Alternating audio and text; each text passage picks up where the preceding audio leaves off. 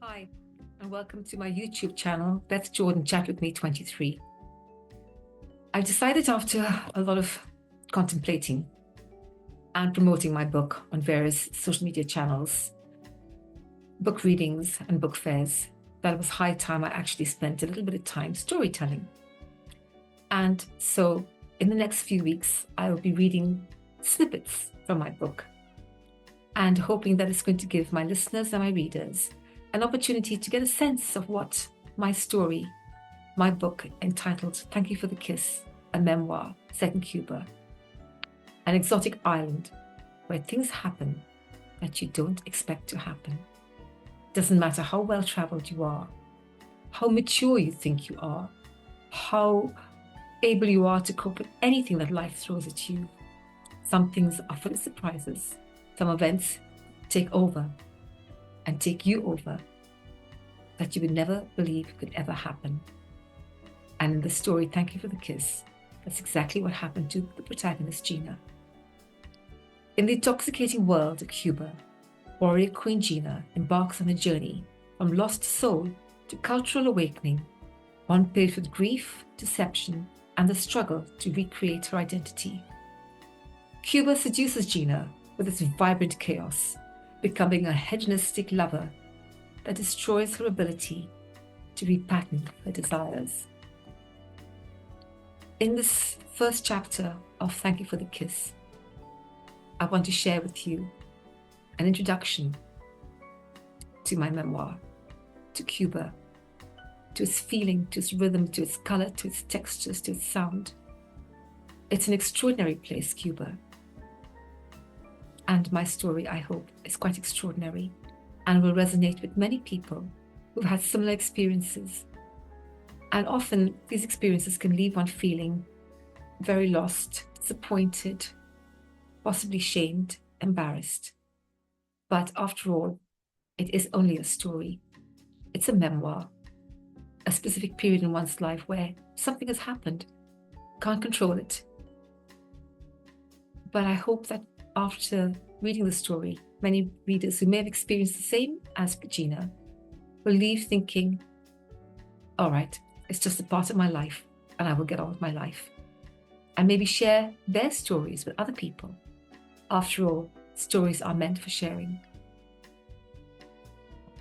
I walked across the expansive plaza filled with sunshine, with laughter and a smile, a breeze, its fingers brushing through my long brown hair.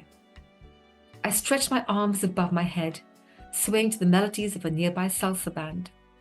Silent laughter bubbled inside me as the quiet sighs of that warm breeze wrapped its invisible arms around my body. How could I know then that my curiosity, my vanity, my naivety and my age would lead me to a hell disguised as paradise? That 7 months later, on a dark, hot and humid night, I would be sitting on an old stone bench under a watery yellow lamppost in anger and revenge. A black nemesis, my new lover. That darkened corner of the square, edged with tall, night green trees, off-street lights picking their way through gaping branches, had, in times past, seen streams of people filling the same place with anger and revolution, hope and despair filling their hearts. Those same old emotions now filling my heart and twisting it to breaking point. I sat on that old stone bench, waiting in Park Central, Havana, as it reverberated to its old vibrant self, a place of brooding sensuality, pulsating to the sound of Latin rhythms. Its old worn cream flagstones, shiny from years of furious and hurried footfalls, filled with memories of revolution, determination, assignations, drifting across time, settling on its deep surface like the multitudinous stars of the cosmos. Along these pathways of old memories drifted white-suited, bronze-skinned men, dark-haired, blonde-haired, and dressed to kill many hearts and men. Their business urgent as in that moment of forgotten memories. On those same old stone benches sat slender, curvaceous women, their shiny ink-black hair glossy like the feathers of a crow, their eyes filled with the deep morass of liquid darkness, of anticipation, lazily looking around at all who passed by. I sensed their presence, their memories, absorbing them, remembering the history of Cuba's recent past. My head was abuzz as the sound of traffic whirled around this historic Spanish-style plaza, steeped in antiquity, locked in an almost forgotten time. The low growl of brightly colored, long-tailed American Chevrolets and Buicks swam around the plaza or lay like exotic fish on a seabed of tarmac roads. The leather upholstery, creased, scratched, repaired with concave indentations of worn seats, held many stories of urgent romance or escape. Those old cars, left over from the 1950s, their bodies still shining, their inner parts a mix of hundreds of different bits and pieces, held together with another kind of hope and wish, much like the people of Cuba.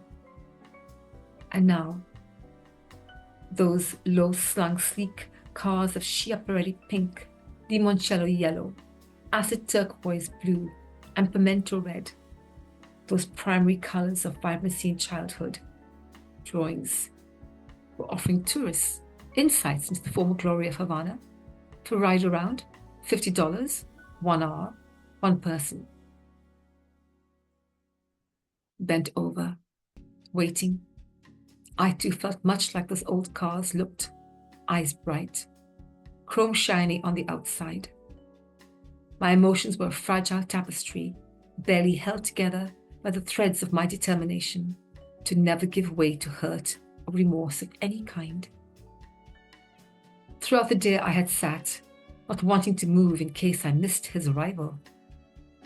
My legs involuntarily crossed and uncrossed as the sun warmed that old stone bench. Slowly, I felt my heart begin to spiral down like a twisting tornado into a pit of silent despair. If you'd like to read the full story, it's available on Amazon under Beth Jordan. Thank you for the kiss. I do hope you enjoy it. I would love to hear back from you when you have read the story. I hope the story really resonates with all of you, and you each get something and take away something from it. Thank you for the kiss.